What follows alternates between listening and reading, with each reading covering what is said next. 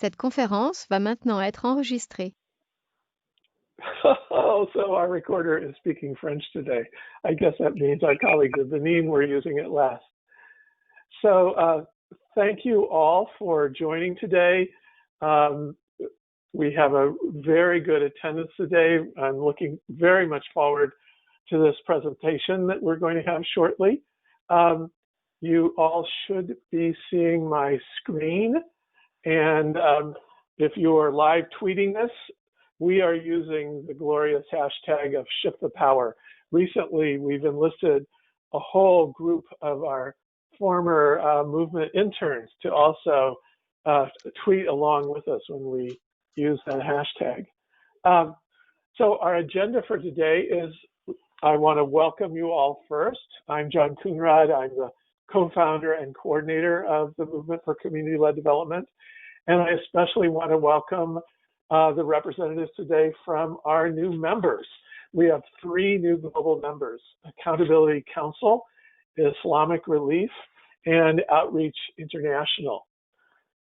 So, and you'll be hearing a lot from Accountability Council next month in June, as I'll be making a special presentation. But before then, I will be sharing out an article that Samer from that team wrote that really speaks to the importance of what we're committed to.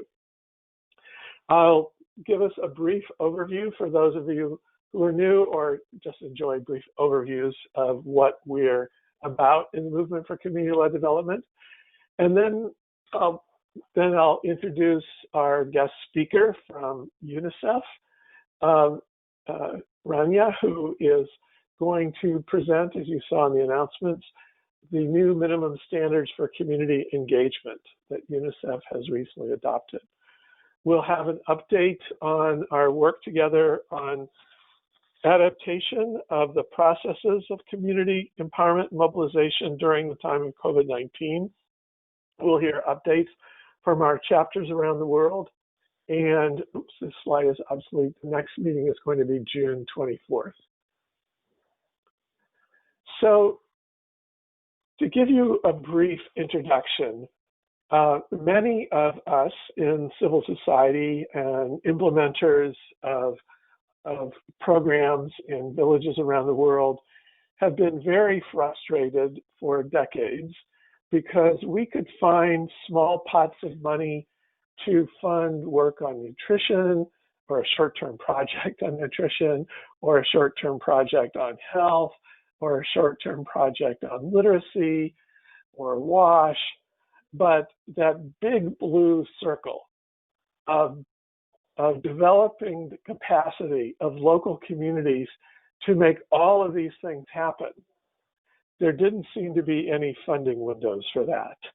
The process didn't even have a name. All of us who believed in it had different names for it. Because there was no money, there was no shared body of evidence, no shared best practices, there was no way to work together on this very important big blue circle. And then in 2012, some papers started coming out describing that process from some think tanks, and they called it community-led development.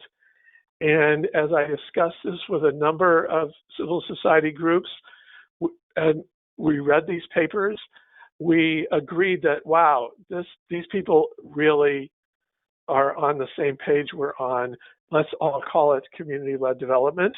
And with the Sustainable Development Goals launch in September of 2015, we launched the Movement for Community-Led Development to try to raise the profile of this very important process, to encourage governments and donors and ministries to support it. And we set 5 goals. The first is voice and agency for women, youth, and marginalized groups, people whose fundamental human right to have voice in the decisions that affect their lives have been most suppressed.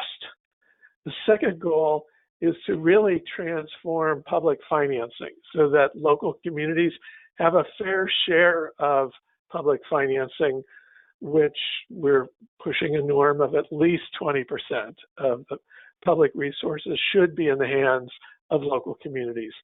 In rich countries, that's probably 50%, but in the most low-income countries, it's maybe only 2 or 3% of public resources make it to the grassroots level. We want good local governance, and by that we mean that local councils are elected, not appointed, that they have transparency, that they have public accountability, social accountability, that there's opportunity for citizens to directly participate with a local government. That should result in quality public services for all. And it also provides the opportunity for real resilience. Resilience, we've all learned, and we're seeing particularly now in the time of COVID-19, is a community attribute. There's really no such thing as a resilient country or a resilient household. There are resilient communities, and a country full of resilient communities is going to be a resilient country. We have a super simple theory of change. We want community-led development for every community.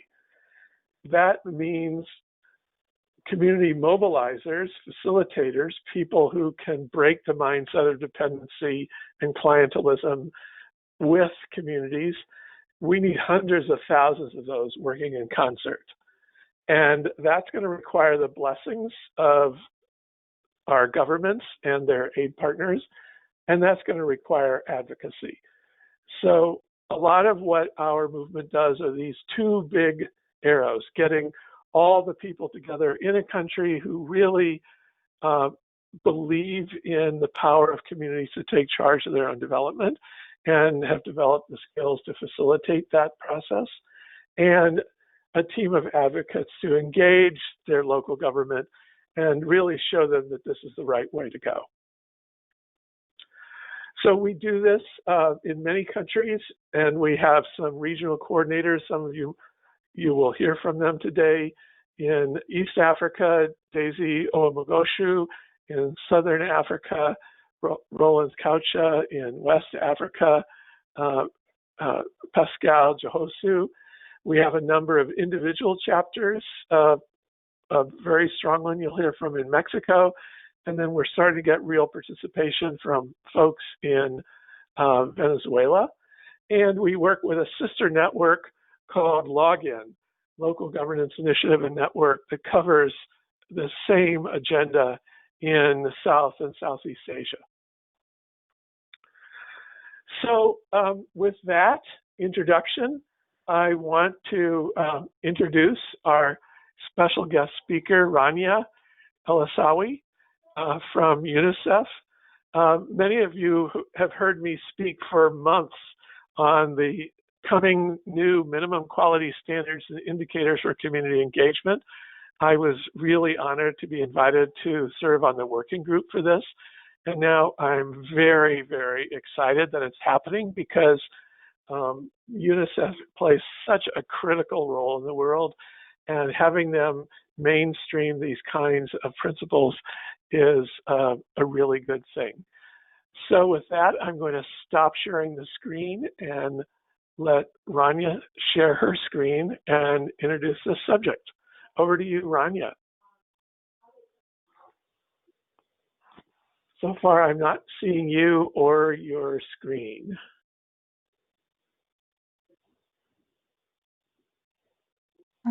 John, I think her connection got interrupted. I just saw her leave. Oh my gosh, thank you for letting me know. Let's see. It's every organizer's nightmare. Okay, well, we'll hope she gets back on. Meanwhile, I will share my screen again and we'll go on to the next item on the agenda. Let's see, go to meeting screen. Go tab. And then Gunjan, just barge in when you see that Rania has come back. Are you seeing my screen now? Yeah, and she's back.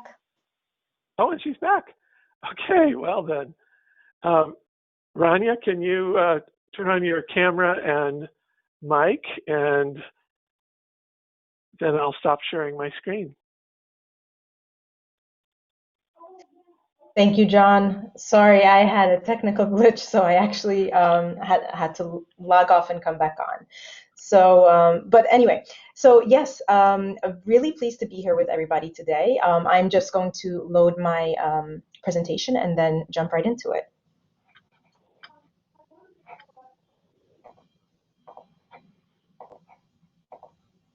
Okay. Could you let me know, John, if it's visible? Yes, I'm seeing your whole screen. Perfect. And now I'm seeing your slides. Great.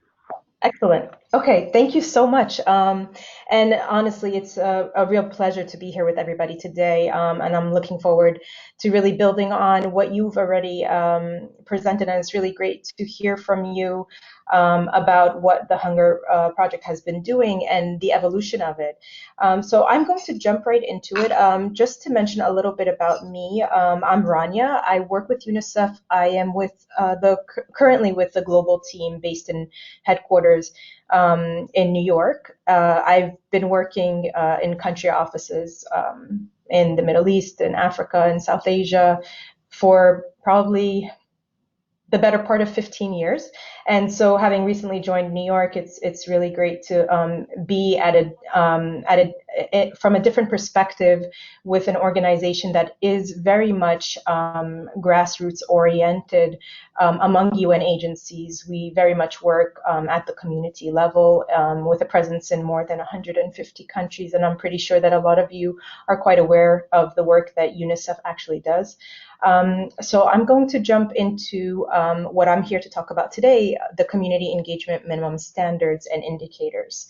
And just to mention that John has been engaged in this, and it's been really great to actually be able to tap into so many different practitioners and different partners that have contributed to the development of these minimum standards.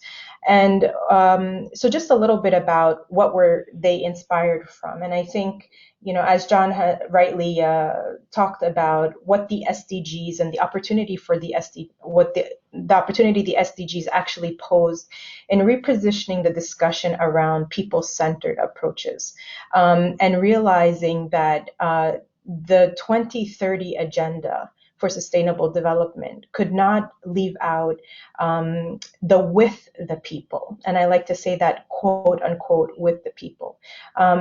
Without development being oriented around what people wanted, people influencing their own agenda, their own capacities. There is no transformative agenda at all.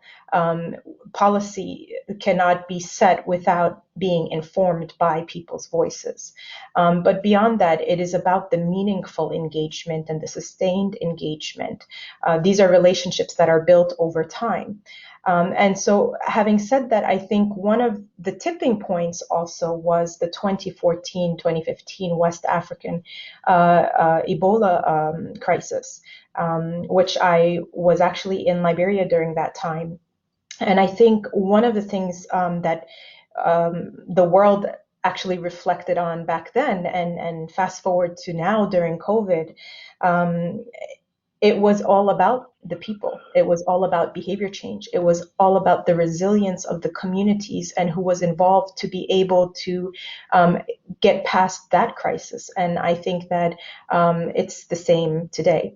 So having said that, so the community engagement minimum standards and indicators were a process that started a few years after that that crisis. And the conversation really started during that time, because during that humanitarian response, traditionally the public health outbreak responses have always been approached from a very biomedical approach. How do we stop transmission, the epidemiological perspective, contact tracing, etc. But what really was brought to light was this was about behavior change. And behavior change is a very individual as well as community level type of change. So during that Ebola crisis, there was a lot more focus around social mobilization, community-led approaches, community surveillance, and what community actions were done.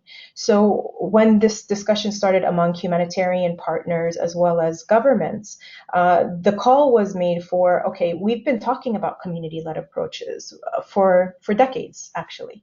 And so can we actually agree to a common set of standards and indicators, and have an agreement on a common language among all stakeholders, and where we can agree on principles and goals and actions and benchmarks around community engagement for development practice in general, because that's when we start to think about preparedness action before a humanitarian crisis occurs again. So based on that, the discussion among partners, mainly implementing partners like the UN, like IFRC, like other NGOs, as well as engaging with country partners that Unicef engaged with, we started to have a discussion around how can we think about establishing a global framework around community engagement. So yeah. So one of the key things that we were all in agreement was, can we establish global principles and a framework for these standards? And that was the process of who do we engage and how do we get the conversation going? And the focus was really on, if we're going to have specific principles and framework, how can we align it with what is already existing, and build on the ethical foundations that are already ingrained in so many different human rights treaties, as well as frameworks for humanitarian assistance, as well as international development. But the core principles should be centered around quality, accountability, harmonization, and the optimization of interventions. And what do we mean by that? So when we're thinking about community engagement with quality, that means that it's not just about the process of community engagement. It's not just about ensuring the participation, but it is looking at what are the outcomes of participation. It's not just about when we talk about accountability, it's about demonstrating the value for community engagement. What is the value at community level, but also at a government level when they are more accountable, and when they ensure that people are able to attain their rights, when they ensure that participatory planning processes are institutionalized, when they ensure that people's voice are taken into account when policy setting is happening. So how do we really strengthen accountability? And then around harmonization, so across organizations in different contexts, and realizing that, you know, in every country there is a different context. From community to community there are different contexts, but how can we at least have common understanding around what we want to achieve through community engagement? And then optimization of interventions. More isn't always better. It's not always about, okay, we need to do so many different types of activities, so many different partners doing the same thing. How can we actually strategically plan and be intentional about these processes and align our what we do? And all of these will contribute to developing an enabling environment for quality as well as evidence-based community engagement. So as I mentioned, the ethical foundations were really in alignment with what's already existing. We're not trying to reinvent the wheel, as we like to say so much in development, but it's really ingrained in, you know, human rights, the community-based approach, ensuring the do no harm principles that are really ingrained in humanitarian assistance, but in general also in development, and ensuring that we looked at all of these different existing frameworks that are already there to build on that for the community engagement minimum standards and ensure that they're aligned. So the process was over 18 months, basically. We engaged in initially a desk review of documents after documents, actually. And at that time, I was actually working in another country office at that time. So this process started late 2017. It continued on through 2018, and mid last year was when we finally finalized the final version. But there were many draft versions that were circulated, and as we went through this process, there were also numerous regional as well as country consultations. So stemming from first the literature review and the documents from multiple partners that were shared, there were print documents that were practitioner documents or guides or manuals and toolkits to look at what could we generate a commonality around. So then from that, we went to consultations with stakeholders, and there were sector-specific working groups that were aligned with how UNICEF actually structures their program. So a very sector focus, but deep diving into how community engagement was being addressed within the sectors. And as John rightly mentioned, I think one of the things that is what we often find, and the evidence reinforces over and over, is that when we begin to talk about empowerment or community engagement, the financing within sectors for those types of interventions are often very limited. So these types of consultations with different stakeholders globally at country level, we had a few country consultations, we had a couple of regional consultations as well, where we were even able to engage with government representatives, sometimes government representation from ministries of local governance, ministries of community development, because also in different contexts they have different types of ministries that represent them for community engagement. So through all of these different consultations and over this span of a year and a half, we were able to come up with a common framework and understanding actually that what do we want to be looking at and ensuring in a community engagement minimum standards framework. So I think somebody is not on mute because I hear some background noise. So anyway, I will try to continue speaking. So when we decided on how to structure the minimum standards framework, what we wanted to make sure we were able to. Hello? Can you still hear me? Yes, Yes. yes, we can. Great, thank you. We were just fixing the background noise. Okay, perfect.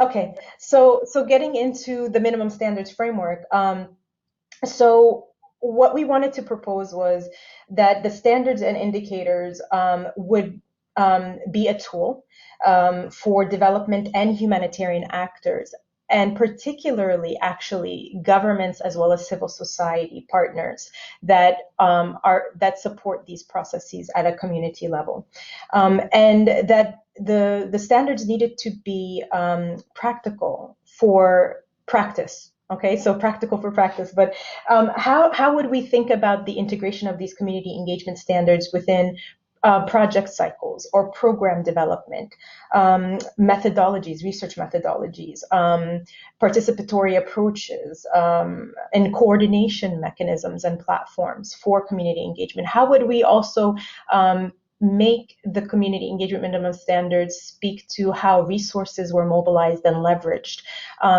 as well as operationalized? So I think that is one of the key unique factors, because for the first time when we're talking about community engagement minimum standards, it's not just about, we want to make sure that the principles are applied, like participation and inclusion, etc. But we need to actually speak to, what do we mean by human resources that are required? What does that mean formally and informally? How inclusive are we in terms of representation? And are we engaging the right networks when we want to be inclusive? So that operational part is really critical. So beyond what we state in, and let me just present them, in part A, which are the core standards for us, that we want to ensure that participation, empowerment, inclusion, two-way communication, localization, and local capacity are critical to any community engagement intervention. But as important are Part B and C and D, which talk about our implementation modalities, the coordination and the accountability that I spoke about. Who is the leadership at the government level? Who are the other implementing partners at the community level? And then in terms of resources, this is human resources. This is about the budgeting processes. And I found it very interesting that, John, you actually mentioned the 20% for public financing, because that is absolutely critical. And being able to not just identify targets for resources and financial resources, but also be able to track that over time, because that's how we would measure our results for the implementation of the community engagement, of these community engagement minimum standards.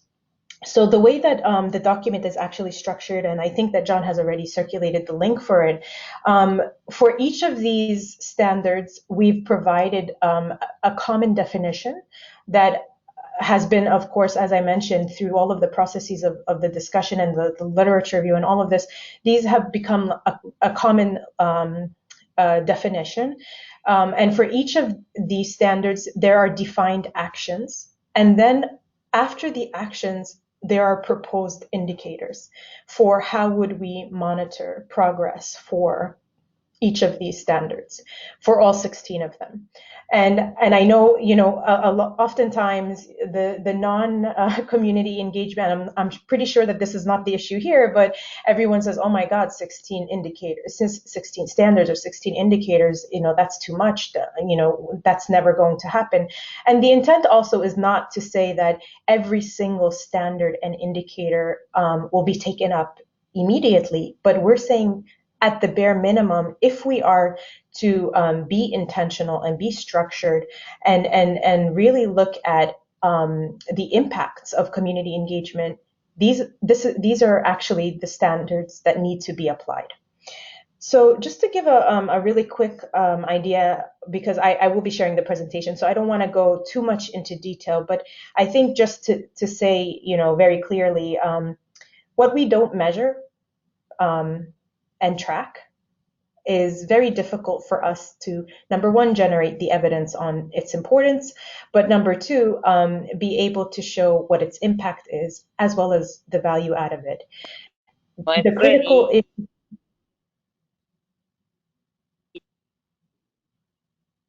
hello? Go ahead, Rania. It's just somebody's So unmuted.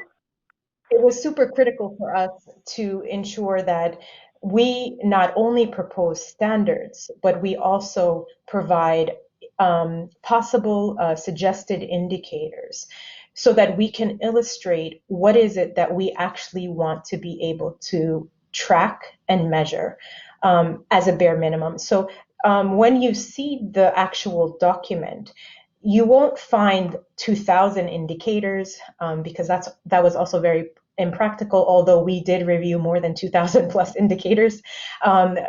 When we wanted to propose these indicators, they were suggestive indicators to show what were the high level outcomes that we were proposing that we would want to be tracking, so that if there was a possibility for these indicators to be integrated at a systems level and tracked by government, by civil society partners, these were the core indicators that would enable us to generate that evidence, to also track progress, and to be able eventually to show the results, and to enable us to also build an evidence base and be able to also influence decision-making processes, course corrections during program implementation or interventions.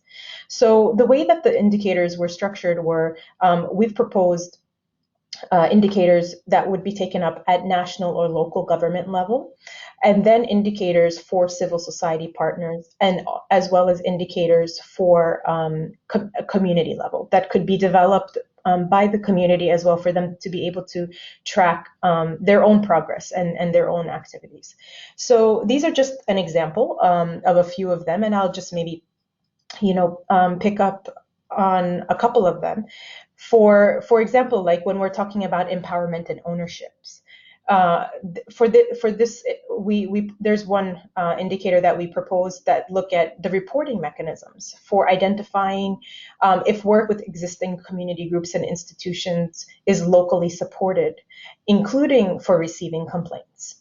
So that's a part of the actual application of social accountability mechanisms. So being able to have indicators like this that would be actually taken up and reported and would be tracked would enable us to be able to figure out whether actual actions were actually happening, whether mechanisms were actually put into place.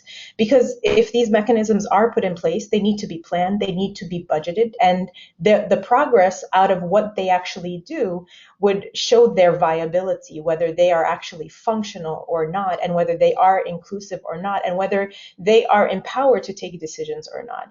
And when we include these parts around receiving complaints, because the intention would be that they would also action that. So this is just one example, and I don't want to go through all of them because they are quite extensive, and we can have conversations around each and every one of them. But this is just to show that this is the level of what we intend to monitor and track, and this is how that increases the accountability also of those that are responsible. So from a national and local government level, being the duty bearers, in ensuring that community engagement processes are actually integrated within institutions, within processes that the government actually is accountable for. As samples, and these are just a few samples from the NGO or civil society one, and of course that is very loose, right, and broad, because it can be taken up by private sector. It could be academia when they are doing research as well. It could be a UN agency, and it could be a local NGO that are responsible for this. So I'm going to zip through because I do want to give some time for some discussion. And then there is another proposed tool that we've integrated in these community engagement minimum standards is we've developed a tool that is more of an open structure, basically, for developing indicators. And so what we are intending to do is to say, if a community wants to develop their own interventions, they should be able to localize their own indicators and be able to track and report on things. So around issues, for example, on like inclusion, how would they identify the most marginalized groups and ensure that in their participatory planning processes that they are reaching out and ensuring that they are reaching out and they are participating in different meetings or platforms and actions and influencing prioritization of issues at a very grassroots level. So this would also be used at a community level to increase the accountability within a community, because communities are the ones that are always there, and they're the ones that are resilient, as John also mentioned, and we must support them and their processes that are already existing and will continue to exist when we are there or not there. So this is just to also say that at the most local level, also being able to track what they do at a community level, this further empowers them and increases their accountability within the community level as well. So where are we now?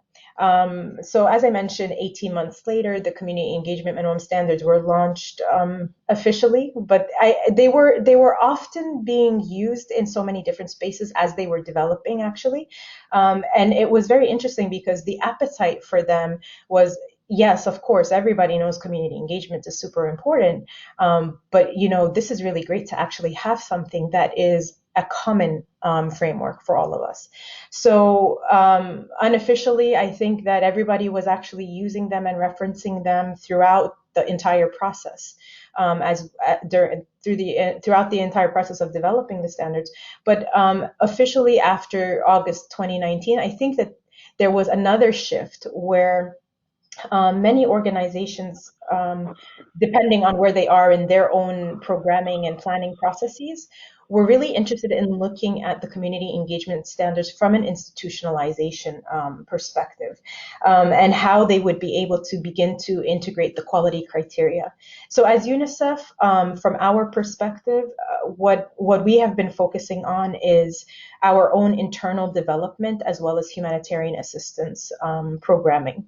So, for example, our core commitments for children that define how UNICEF engages in humanitarian action were under review as an organization within the organization. And now what we have done is we have integrated the community engagement minimum standards as a core commitment for all programs, whether it's health or WASH.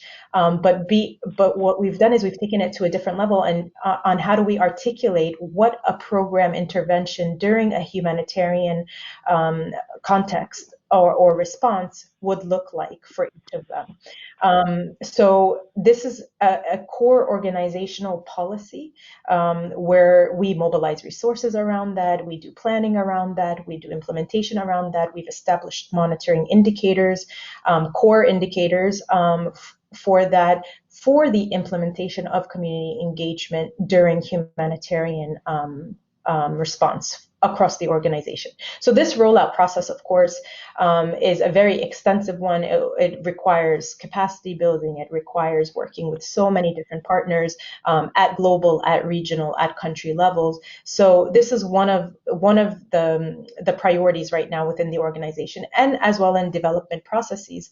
I think one of the things that UNICEF also does is we also review our strategic. We have a strategic plan that defines our engagement in all countries every 4 to 5 years, and that influences how we also engage in WASH, in health, in child protection.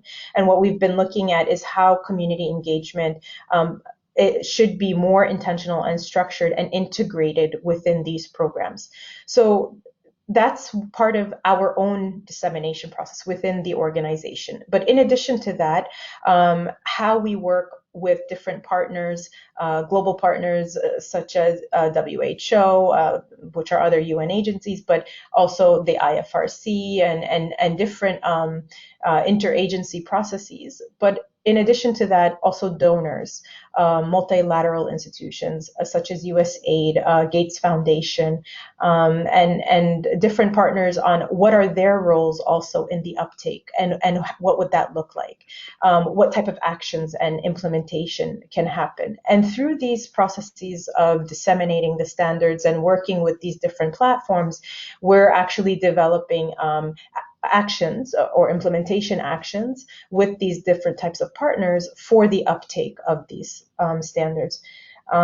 So, for example, even in academia and within research platforms, we're in process of discussing with the NIHR, which provides global health funds to many countries to do research. So, how can research also be influenced by these community engagement minimum standards and ensure that communities are involved even in owning their own data when research is being conducted? And what is the accountability out of research to communities when there is research that is conducted at a community level? So these are multiple opportunities for us. And we have developed a formal roadmap for these different types of partners, as well as advocacy messages for what could be the actions that could be taken by the different partners to integrate the community engagement minimum standards. So this is my final slide, and I'll stop here.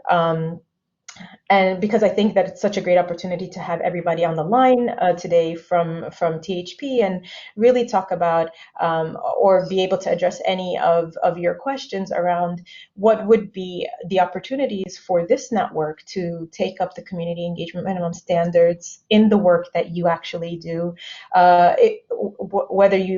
whether it is from a value add perspective or more from an operational perspective. I think everybody has a role to play, from advocacy down to implementation level.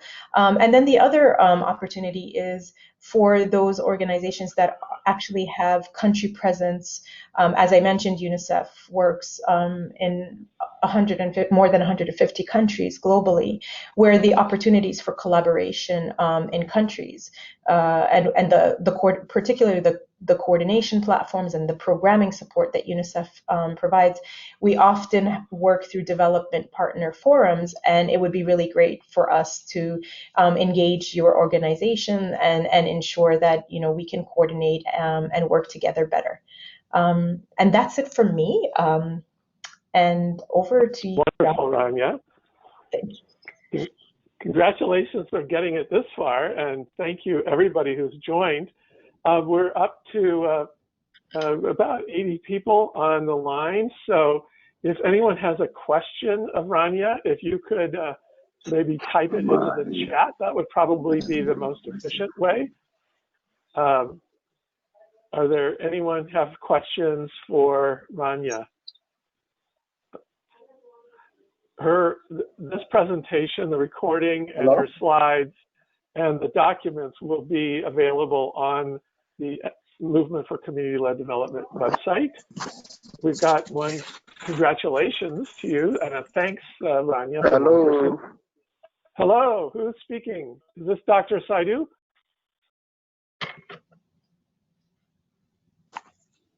Hello, Hello? who's speaking? Yes, do you have a question for Rania?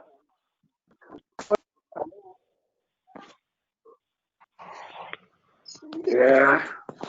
How are you doing? We are Good, not clear of the network, and we hardly make our contribution. Aha. Hello, Okay, you hear me? Yes, Dr. Maza, I do hear you. Do you have a question for Rania? Yes. Can you No, please ask? because the network is not too much clear to us. It's fluctuating. That's why we cannot contribute much. Yes, we understand. And and our request, if there's way of another sending us the deliberation, then we'll appreciate it, because now the network we can is do that. clear. We can do that. We will send you the recording and the information. Thank you. Thank you very much. Thank you. Thank you. Okay. Well, listen, Rania, thank you again. I think we're going to move forward with the rest of the agenda of the meeting.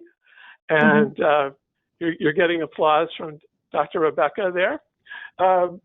So thank you again, Rania. And if I will turn my slides back on and move, let's see, how do I do that? Okay, I will say screen.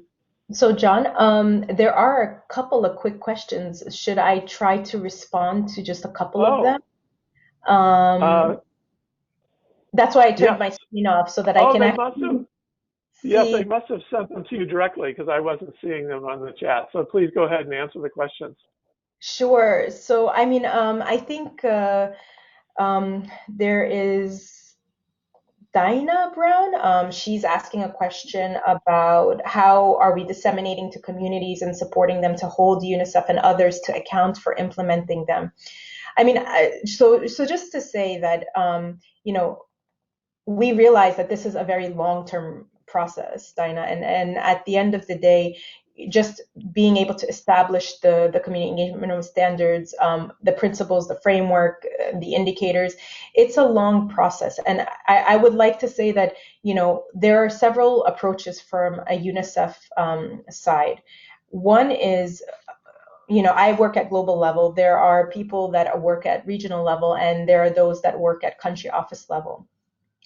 For the functional area that I work within on social behavior change, what we are trying to do is ensure that in new programs that there is an accountability within the organization, that we actually incorporate the principles of community engagement, and that when we are developing project proposals as well as other types of activities, that we are trying to strengthen our implementation and hold ourselves accountable for reporting. So we've actually integrated indicators within our programming processes that look at how we consider community engagement, tracking participation, tracking inclusion, being able to look at tracking reach, tracking engagement, and tracking feedback that come from communities.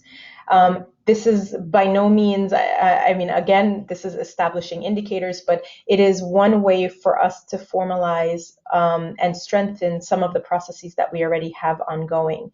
And so this will continue evolving for us, and hopefully one day the issue will be that these become integrated within national and subnational platforms.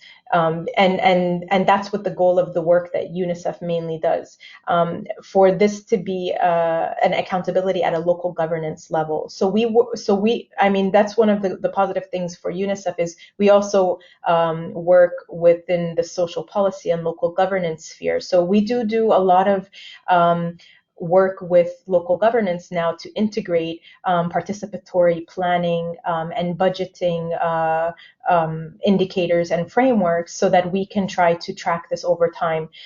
It's a very long process. That's what I just want to, continue We'll try to help you speed it up, Rania. Yes, and so by all means, I would like to say that, if you are working at country levels, it would be really great for you to tap into the UNICEF colleagues that are working there to support them on things like this, because we are trying to engage much more strategically to ensure that these things are integrated within local systems, within administrative systems, and that projects are informed by communities. And is there a point of contact person in those countries for this? If I send you a list of countries, could you send us points of contact? Absolutely. Yay, okay. If there's specific, you saw David Cupp's question also asking about grassroots engagement in establishing these standards. Yeah, and I mean, so I mean, in my previous position, I was working in India country office. Absolutely. I think one of the things, though, that is a challenge sometimes is working with local organizations one-on-one. So oftentimes the way UNICEF does approach it is we aim to work with larger networks, because it helps us also with how do we engage better in capacity building that is a bit more structured. So we engaged, for example, in India with Core Group that had more than 100 NGOs mapped out across the country. And a lot of them were very local and grassroots oriented.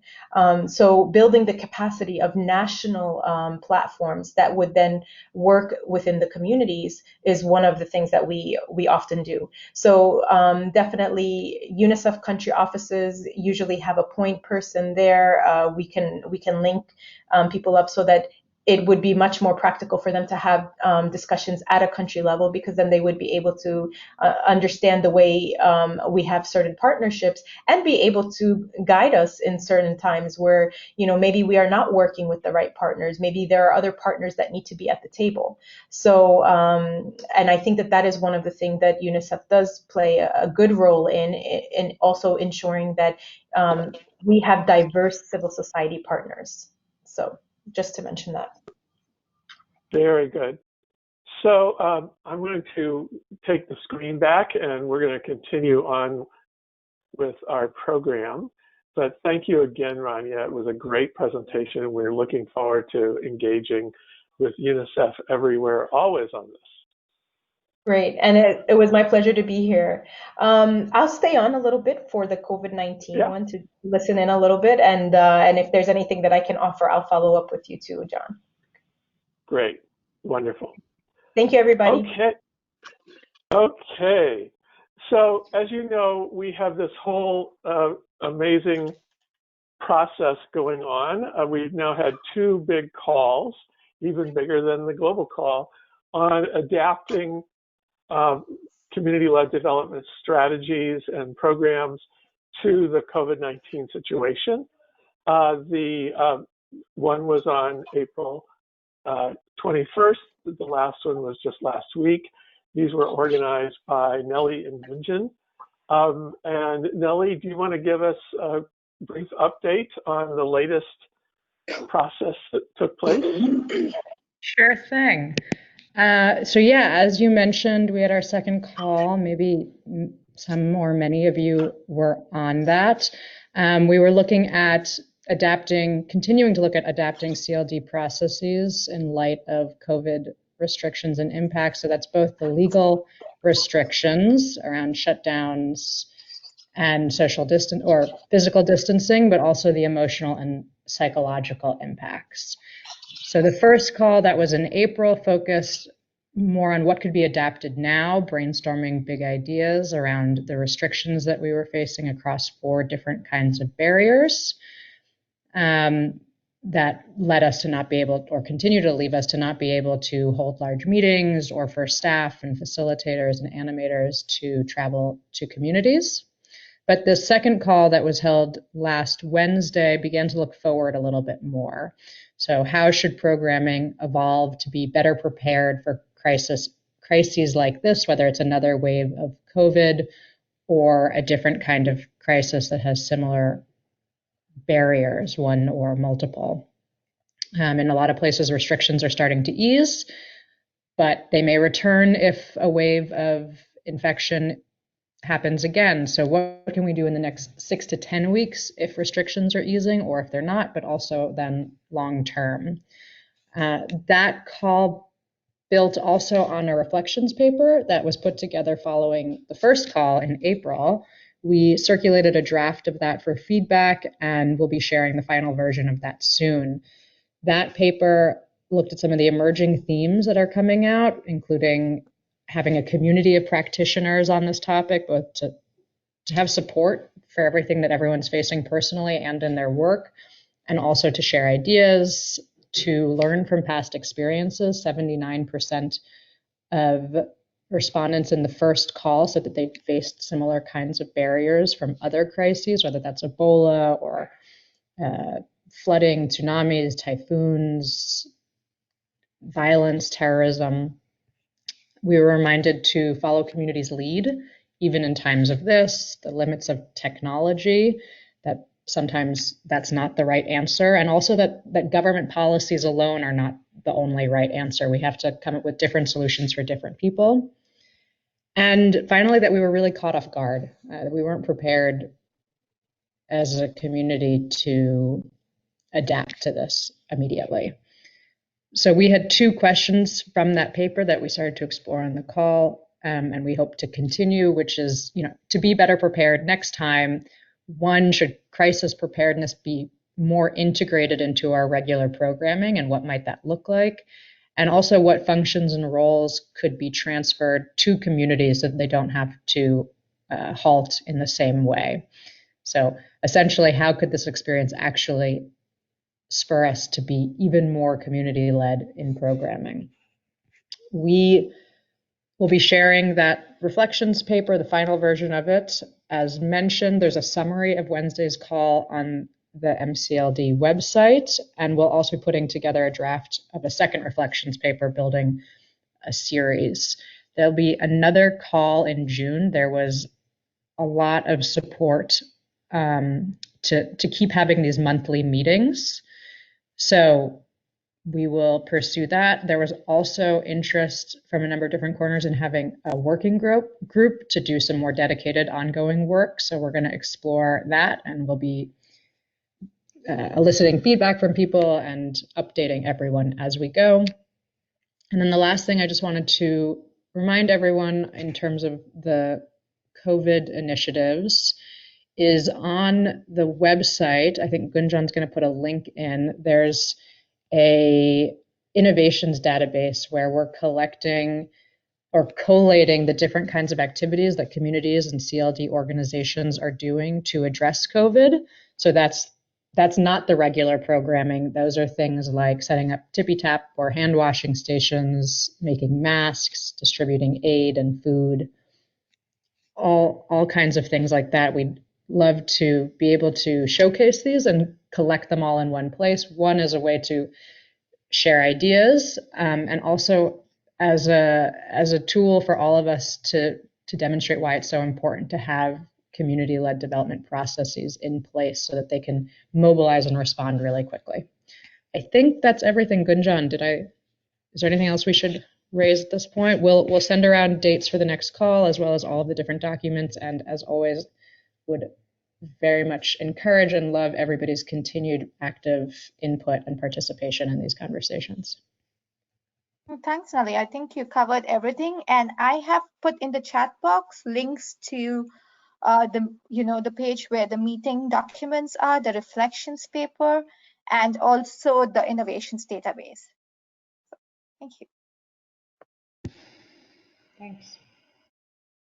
Wonderful. Thank you so much, Nelly and Gunjan, and everybody who joined in those conversations. It was just quite inspiring to hear both the challenges and how people are overcoming them. Okay, we're now going to take a quick tour around the world. I'd like to start in East Africa. Oh, I see. Justice to show me leaves, how terrible. But let me ask Daisy, Dr. Daisy, if you can unmute and give us any update from East Africa.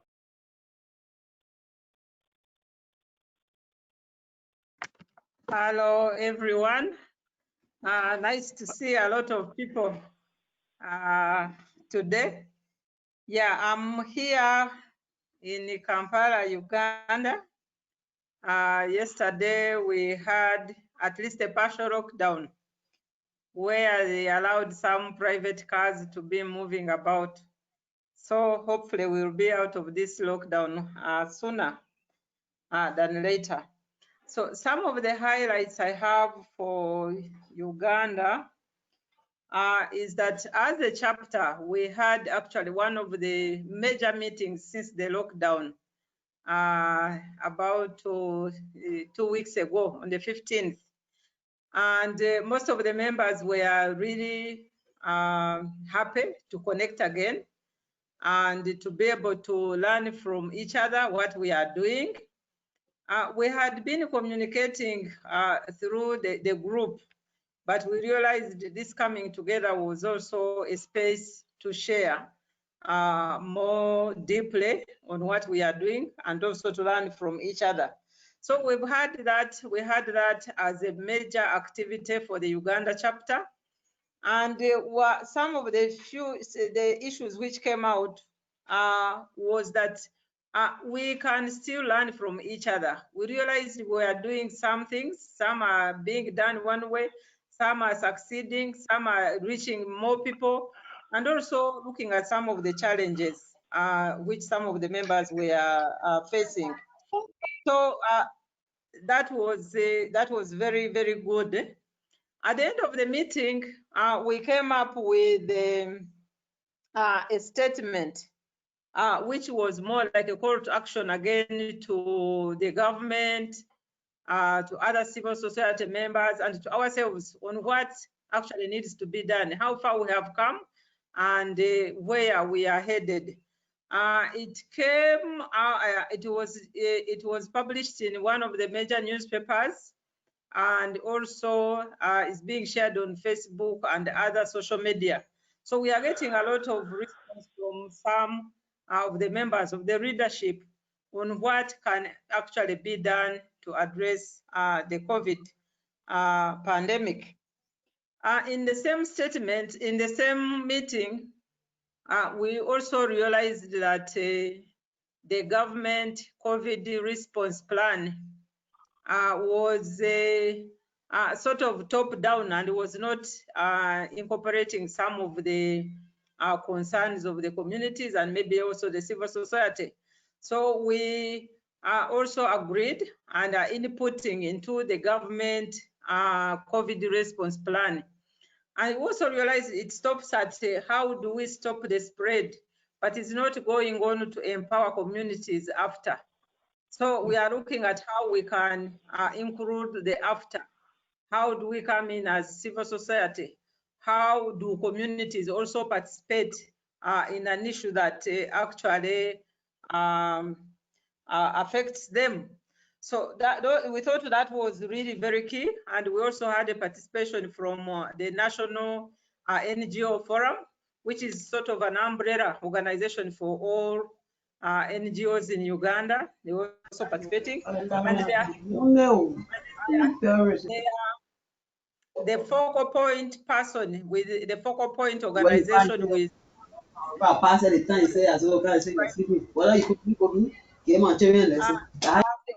what was that our statement, we will also take it to the office of the Prime Minister. So that now we have that sort of having the NGO forum behind us to be able to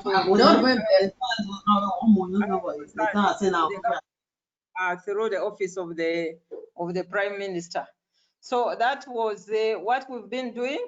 But because we have also realized that this COVID the pandemic has also showed that there is a need for actual partnership. Nobody can go it alone. And it has also shown the need for actually the regional aspect because in Uganda, they had put a lockdown. Kenya had put a partial lockdown. Tanzania didn't lock down. So we are getting people coming in and out, and most of the cases we are having in Uganda are coming from outside the country. So how do you address such challenges?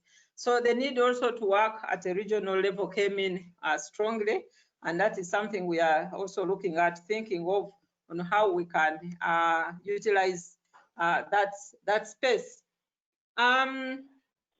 So there is a need for a coordinated response.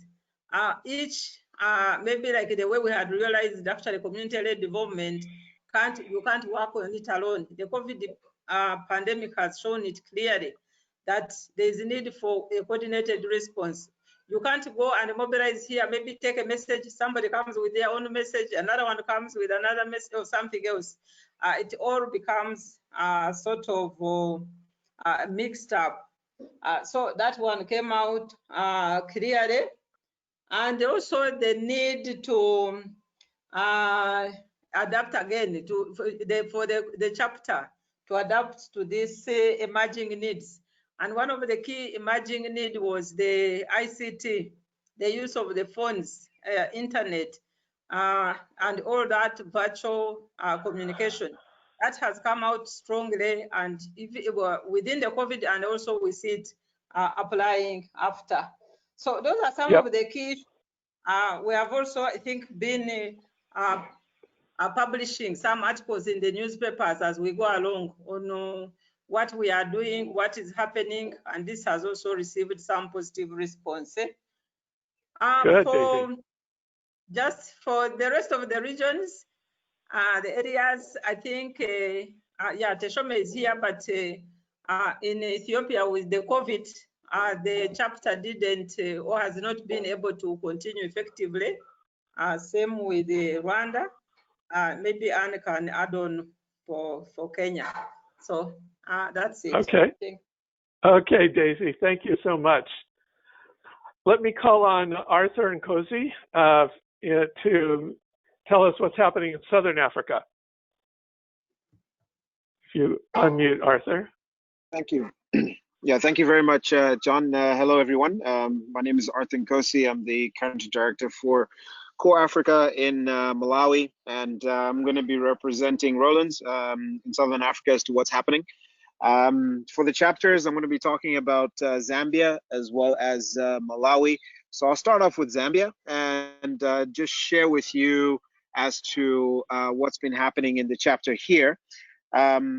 As part of the Zambian chapter for the movement for CLD, the group has formed a COVID task force to ensure that local communities are mobilized and connected to each other and to government as well as to other actors. And this is in order to protect and care for the Zambian people during the COVID crisis, including managing the uncertainties. And so the chapter has been doing a number of things within the civil societies and organizations, institutions, at national, mid, and local levels in Zambia. The task force has focused on what needs to happen now. That is to ensure the grassroots are consistently heard and supported through emergency response.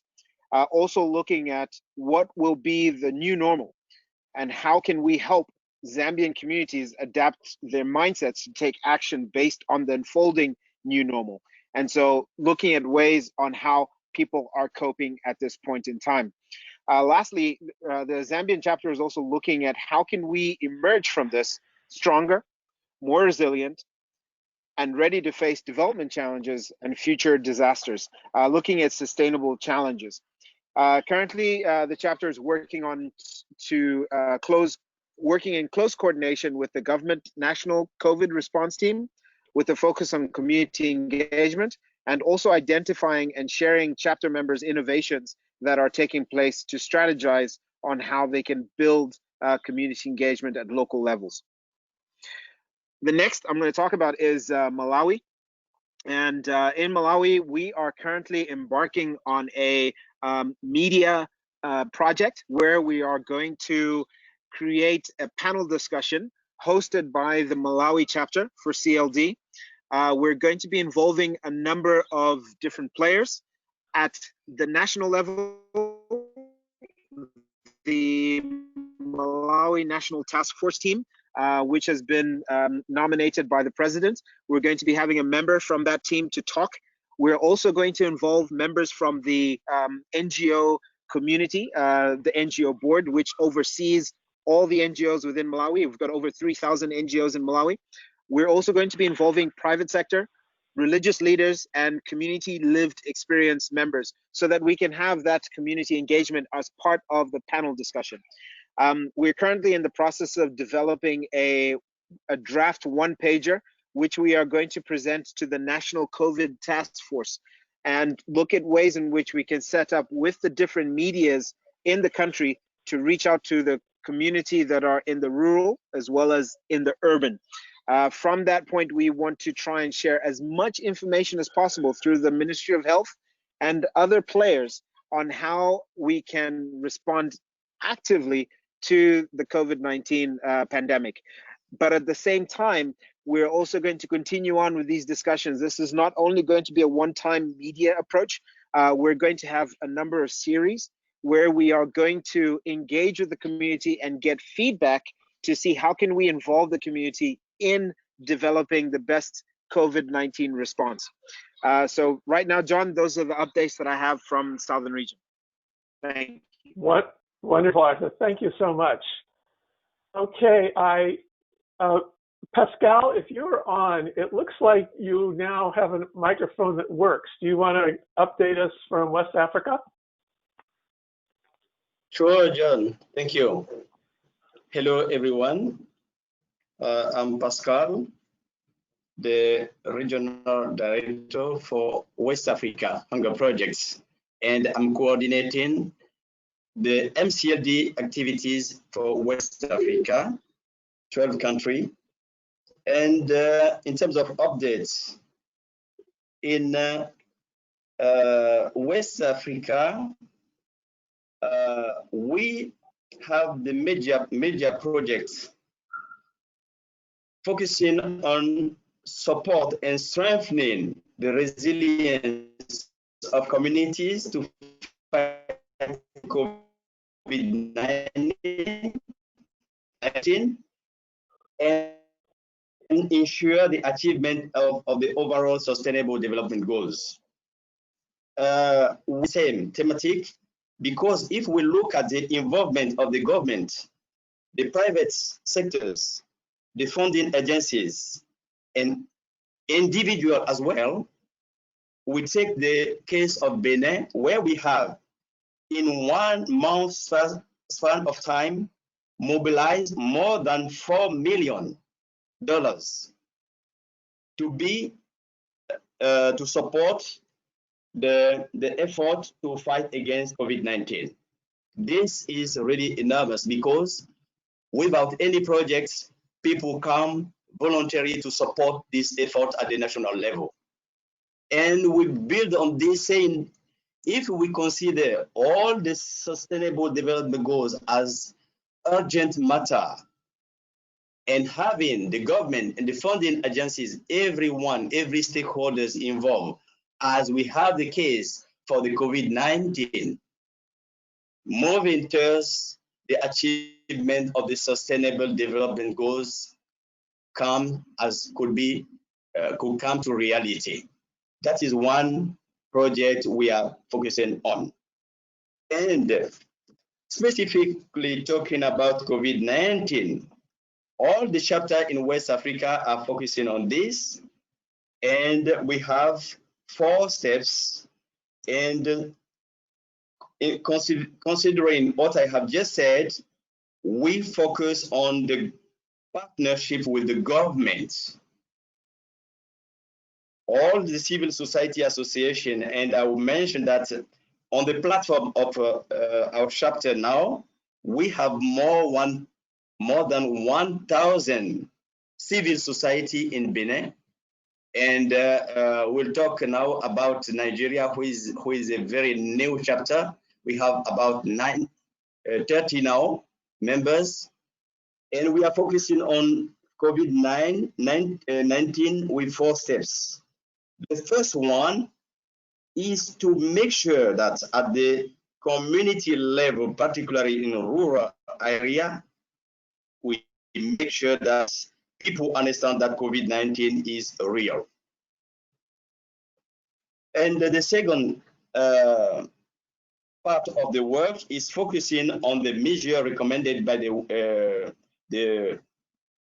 governments, and that is the measure we all know about how to prevent and to stop the spread out of the COVID-19. And the third aspect of the work is focusing on lifestyle, focusing on 4 specific aspects: good nutrition, by making sure that grassroots people are really using the fast-growing local vegetable. That is one aspect we are focusing on. And the second one, to make sure that people understand that adequate sleep has to do with the system, the immunization system, immune system.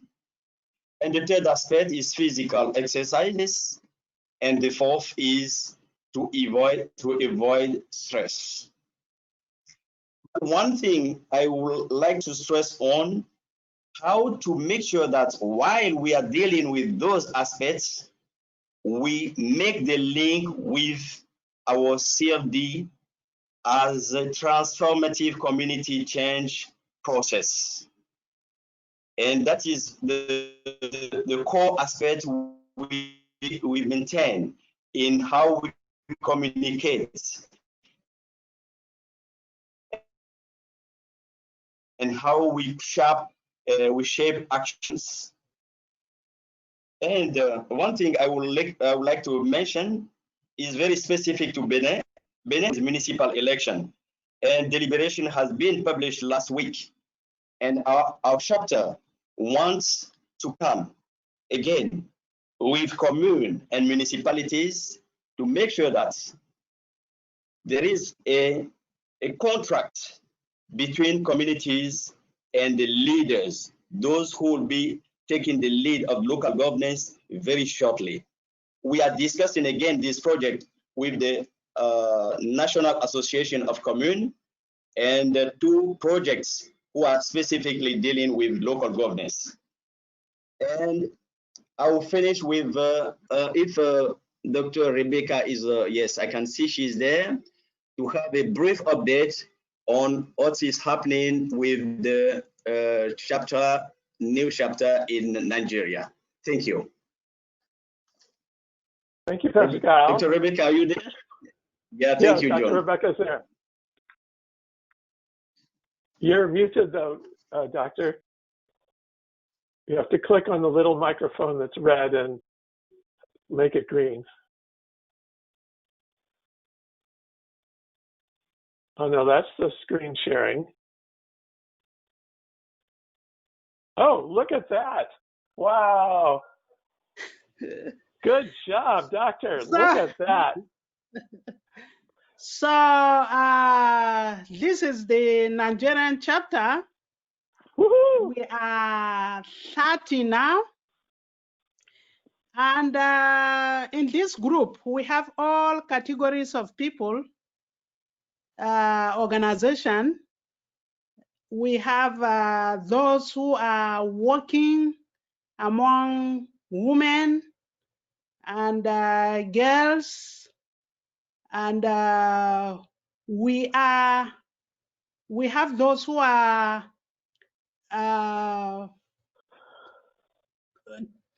spreading the news through media and through publication, and we have organizations who are really more concerned about the earth, that is making everywhere green planets, so they plant trees. And Right. we have already formed ourselves into interim committee. They are all there in Nigeria, and the interim committee, we have 8 legal practitioners. We have 8 lawyers and then we have 7 trustees, and all those, the 8 interim committee together with the 8 lawyers and then the 7 trustee, we elected with them all within these groups and Wow. the organization, and they are registering and they are doing everything possible so that we will have legal entity and register this great organization in Nigeria. So we are very, very happy and we are excited, and thank you very much for allowing us to be part of this. So Nigerian chapter of the movement for the community-led development, and you can see our Nigeria glorious, green, Doctor. white, green, and all the organizations. Thank you, Brother Pascal, for giving me this chance. And we have a lot of members who are present here, and I'm very excited. And we all are happy to be part of this. And I want to chat with the Unicef that as we are there in Nigeria, plenty of us, and we have a lot of malnourished children and a lot of children out of school because of the crisis. So we will collaborate with UNICEF to work with them, because all these organizations are genuine and they are very hardworking people, and they have their people at heart in the grassroots and in the developmental work. And Pascal, he said that we are really trying to do this sustainable development goal. So we want it to happen in Nigeria, because a lot of things is only paperwork, but then the people are suffering. But we want tangible things to happen in our country. Thank you very much. Thank you, Dr. Rebecca. Wonderful report. Be sure to email me the latest picture. I'll put it up on our website. I love that giant collection of organizations. Okay, I will. Thank you. Yes, let me turn to Latin America, to my colleagues in Mexico.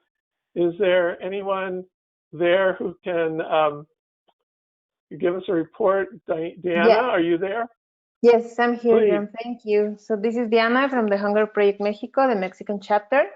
So as part of our mobilizing GFCLD actions during COVID-19, the movement launched a survey for identifying on desirable outcomes from government measures around the emergency. But unfortunately, we haven't had a lot of answers, and even though we can use this information that we have gathered until this point, it's not really representative. So there are a lot of reasons for this, but and the first one might be the way that the movement built it. But there are a lot of surveys and lots of agencies and organizations are trying to gather information right now.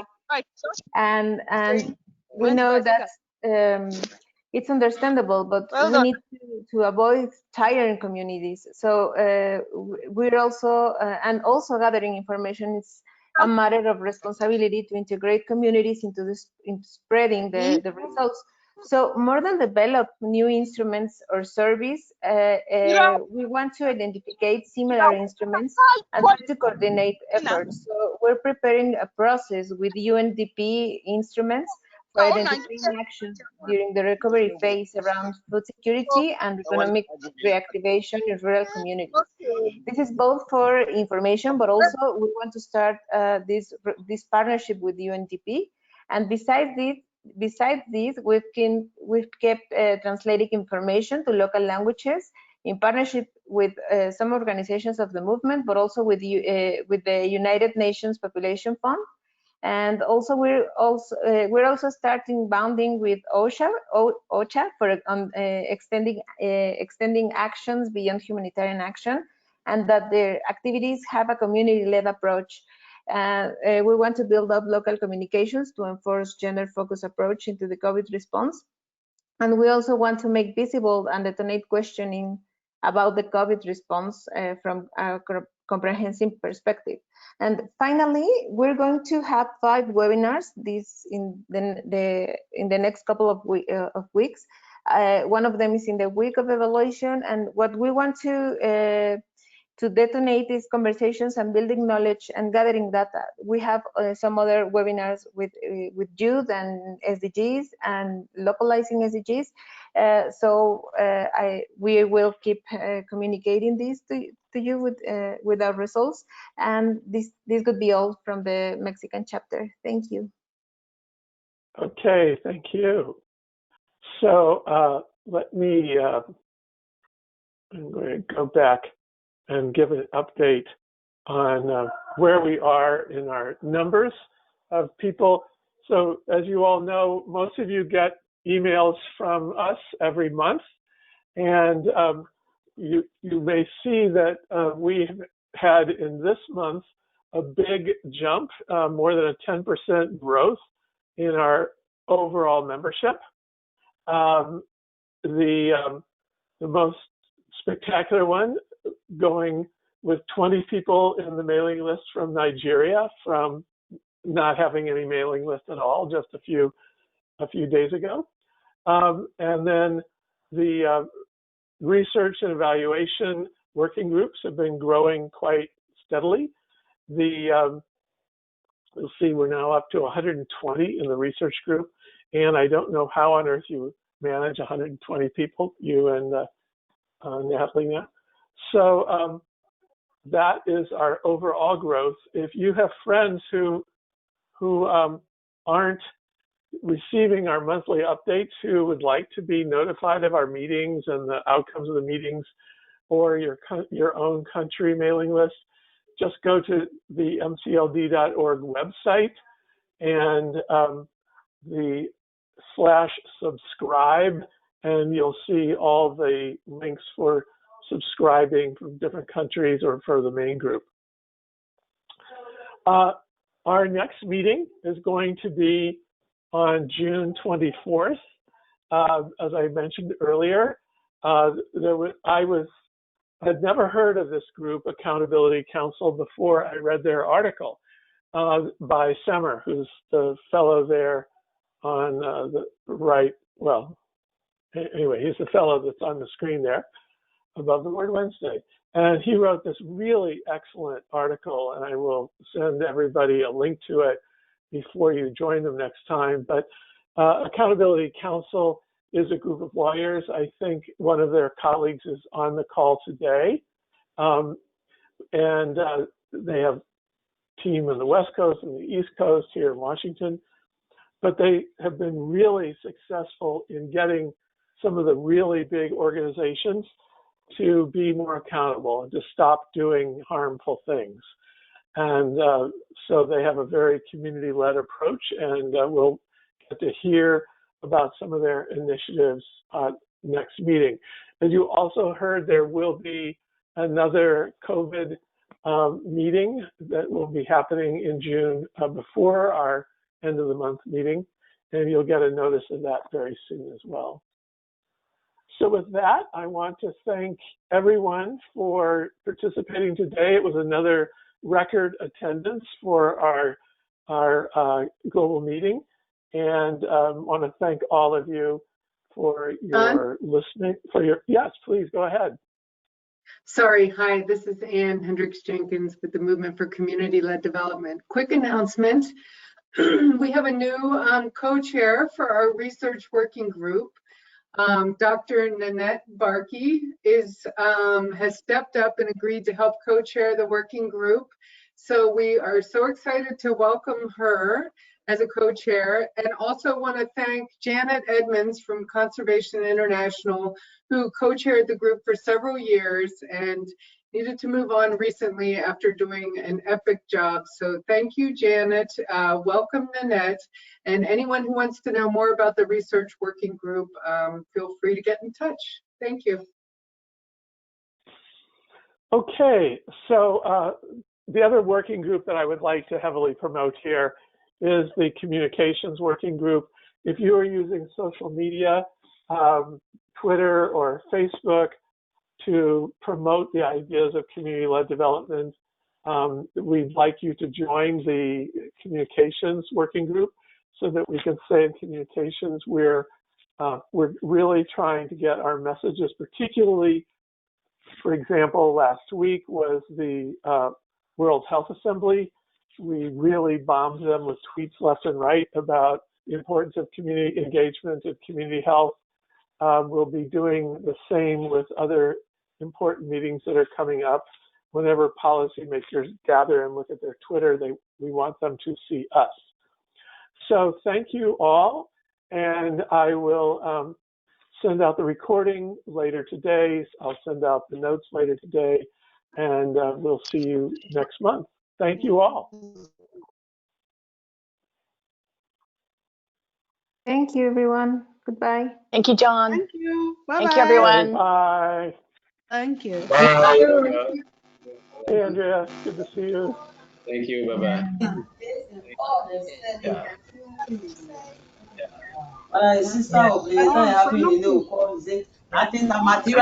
Bye-bye.